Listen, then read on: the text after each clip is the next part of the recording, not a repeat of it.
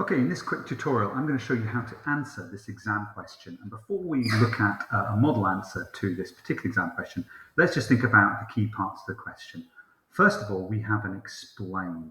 So explain requires us to give a reason for whatever it is we're saying. And I'll show you how to deal with an explain question in a second. We also have two parts to this question. It's physical causes and human causes. So we must make sure our answer addresses both, although it can address one of them more. So most of our points might be human. As long as we at least have one physical point, we're making sure we have answered the question. And of course, very importantly, this question is about the causes. So you don't want to talk about the consequences or the solutions, you just want to talk about the causes. Finally, it's also worth 6 marks. So what that means in geography is you need 6 points, because that is the way geography is marked. It's a mark for every point. So the way I'd start answering this question is to note down what the 6 points you're going to write, and just write them in the side margin in an exam or type them quickly. So you might decide, I want to talk about volcanoes, I want to talk about solar activity or the sun's activity, and I want to talk about ocean currents. Those are the 3 physical causes I've remembered. Now you might have some of the other reasons that you've remembered. For the axis tilt and wobble, for example, in the orbit, you might want to use that. But these are the 3 things you remembered. You've also remembered that you want to talk about CO2, carbon dioxide, and you want to talk about methane, and you want to talk about the F gases, because those are some of the human causes. So there's my 6 things. And I've quickly noted them down so I can make sure when I write my answer, I'm thinking about each one of them. So what do we say about volcanoes? Well, let's start by saying that volcanoes can cause climate change. There's no mark for that. We have to explain. So when a volcano erupts, it emits sulfur dioxide,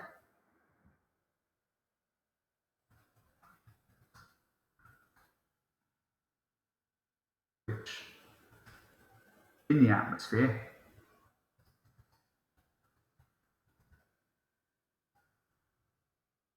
can cause heat from the sun to be reflected and thus cause climate to cool for a short period. Okay, now there is a more complex explanation here in terms of the sulfur dioxide mixing with other gases to form these things called sulfides, which is what cools the planet, and that would be in your notes. But that is worth a mark. Why? Because I identified volcanoes, I talked about a specific bit of detail that there's a gas that comes out of volcanoes, and most importantly, what does this do? Well, it reflects the heat, and I'm saying that it's causing cooling. Okay, because the question says climate change. It doesn't say global warming, it just says how does the climate change. So the climate can get cooler if a volcano erupts. So my second idea could be solar activity. So we might say solar activity also cause change. Sun emits different amounts of radiation, and sometimes can flare, which causes more solar radiation.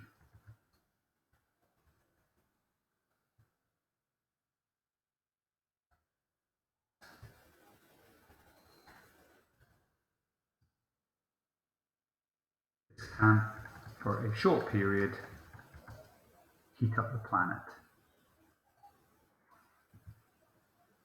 Okay.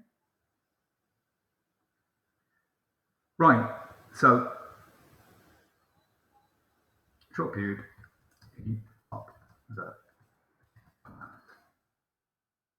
And I'm just going to hit enter here. Okay, so our third one is ocean currents, and we could explain that ocean currents move heat from the sun to different parts of the world.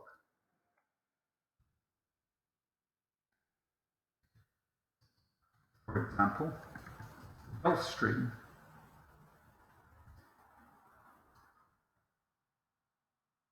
brings heat from the equator to the UK, causing our climate change. A mild climate in the UK is what I'm really saying because of this ocean current. There's my 3 physical causes. Now, I would suggest if you're typing exams, you don't need to do the spell check until you finish the entire answer. You'll notice I've done some typos. And if I just bring up the human causes, which I've already pre-written, here they are, you will see each one of them explained. So I've identified carbon dioxide, I've linked carbon dioxide to the increase of people driving cars, which burn fossil fuels. So there's the key idea that cars burn petrol, which is a fossil fuel. And that's leading to the warming. Okay. I've then gone on to methane, and I've explained that methane can come from the fact there's more cattle on the planet. Okay. And I've then linked cows producing methane when they digest food. Because more of us eat beef these days, there's more cows, and that's why that's a problem. And then finally, I've gone with the F gases. I've said a little bit about the fact they're very dangerous gases. They're very potent. They cause a lot of warming. I've not yet got my mark, though. Why are there more F gases? Because these gases are used in fridges. I've also said they're often used in aerosols. And because we now use more of these products, as in we've all got fridges these days, there's more of these gases being released. So every point I've made has been explained, what causes it, and why is there more of it than there was in the past. So there's your model answer and how to write an answer to this particular exam question.